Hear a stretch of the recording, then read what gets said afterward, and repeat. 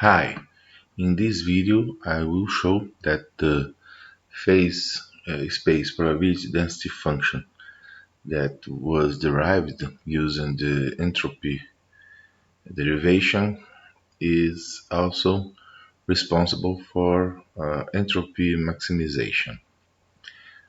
And it's also responsible for energy minimization. Okay, let's see how this happens.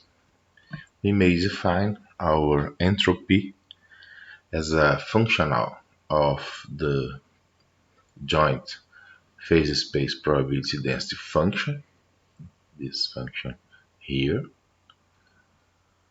in a way quite similar to those usually done, which is just referred to Boltzmann entropy.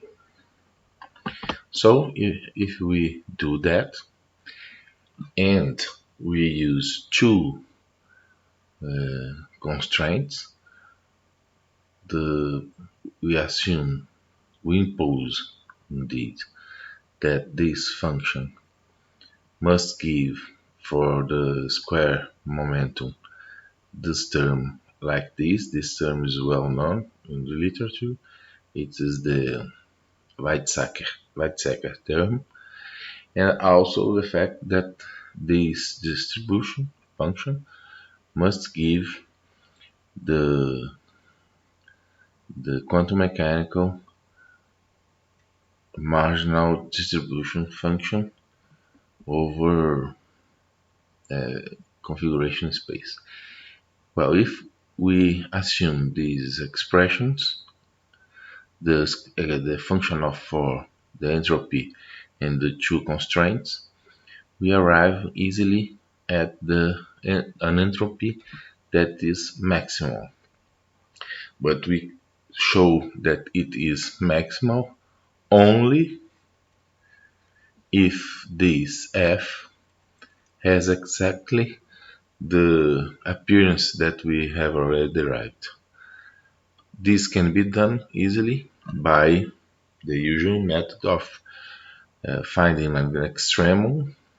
We use here the two constraints, the first constraint with the Lagrange multiplier lambda, and the second constraint with a Lagrange multiplier beta. If we do that and make the variation of this functional with related to f equality to 0, we then easily show that the entropy will be maximal because of this expression here, only if f has exactly that expression that we have already seen in previous videos. So this function, this joint probability density function, has this property. It also has the property of minimizing the energy. To see that, let us first construct the energy functional. To do that, we just calculate in terms of f, the joint probability density function, the average energy here. Of course, this is again a function of rho and delta rho, because we can integrate make the first integral with respect to p. If we do that, we end up with an integral only over configuration space with two terms. This term is the average momentum, as we have already seen, and this term reflects the momentum fluctuation. Okay, we can make some simplifications to get into this next result, and finally we get this result as the functional in terms of rho and the gradient of rho of the energy. We may now make the usual approach. This term, as I have said, represents the fluctuation in the momentum. We have already seen that.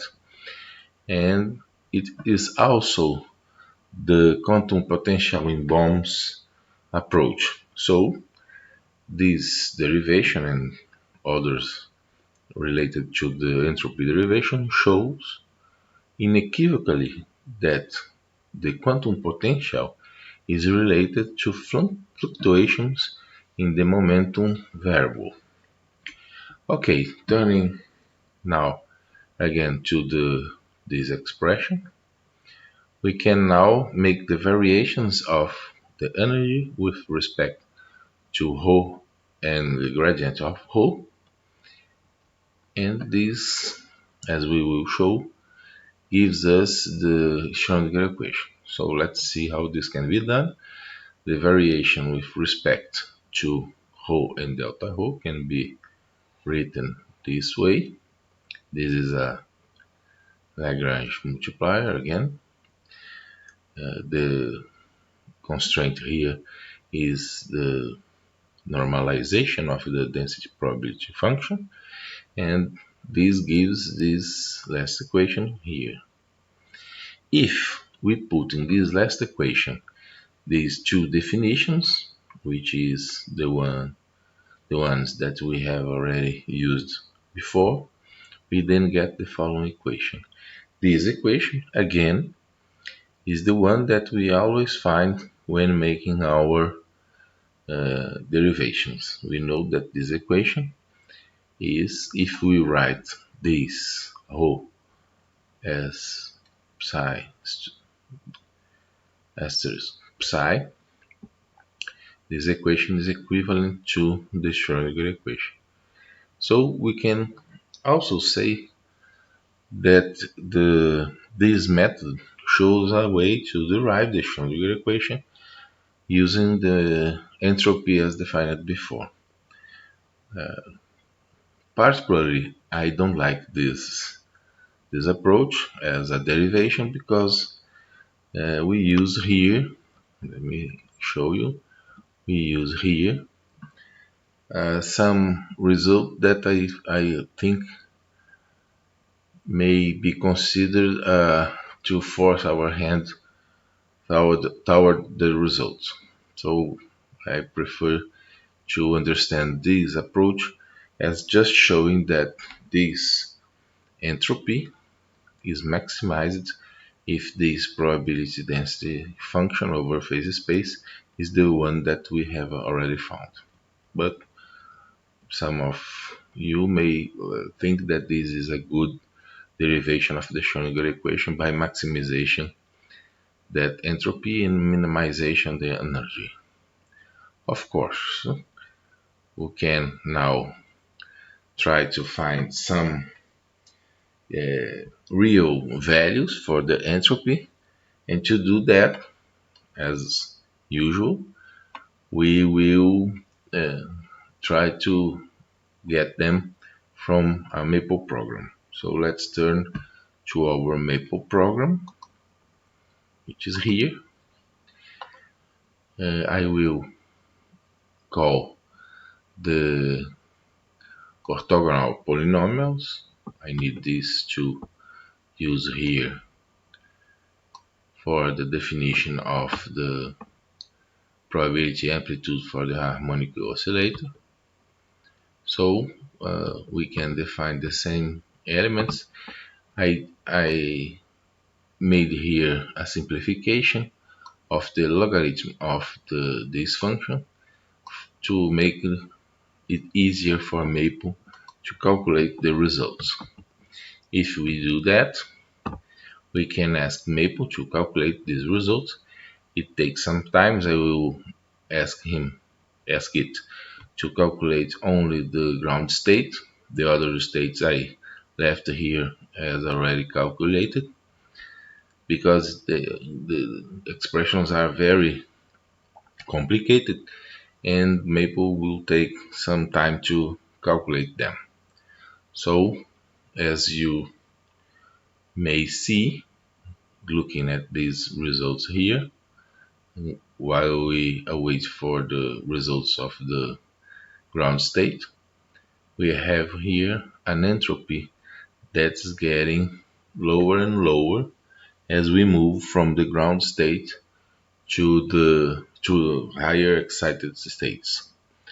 We can even plot these numbers.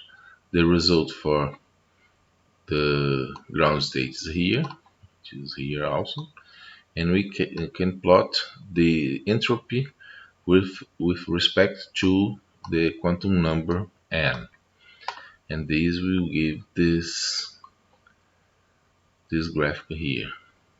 It's easy to see that this entropy shows a behavior that makes the value of the entropy uh, between two excited states as low as we get to higher numbers, quantum numbers.